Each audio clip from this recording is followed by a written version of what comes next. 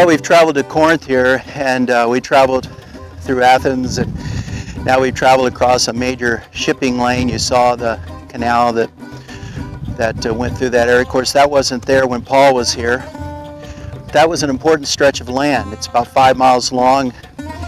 It's so important that Emperor Nero tried to connect the two gulfs here. Since there was no canal then, they would take the smaller ships across the land and then reload it on the other side. From the canal, we traveled a short distance to the ancient city of Corinth, where I am right now. When Paul came into Corinth, he probably came down a main street here. This is the main street leading into the city, and it went down to the harbor. It was lined with shops, and when Paul came here, there were about 250,000 people living here. In addition, there were 400,000 slaves. There was a large number of Jews, and Paul would often go to the synagogue, and in the synagogue he would teach that Jesus was the Christ.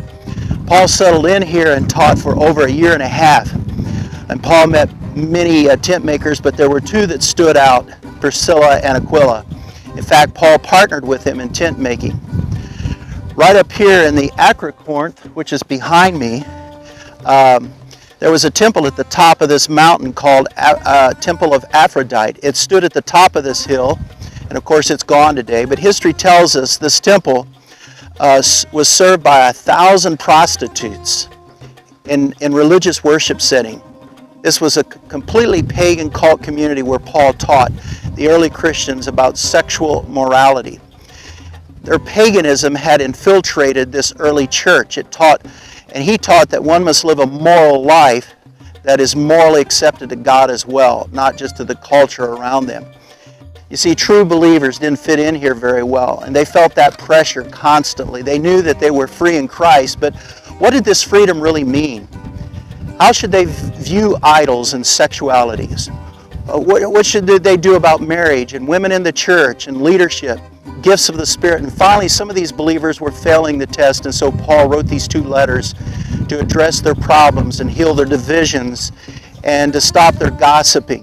One of the things that I noticed walking around was the Bema. It was the public platform for politicians, anyone to make speeches on. And Paul said one day, all of us will stand at the Bema and we will be judged by God. And as I made my way around Corinth, I came across where the Athenian Games began, and these were held every 2 years. This was the beginning of the Olympic Games.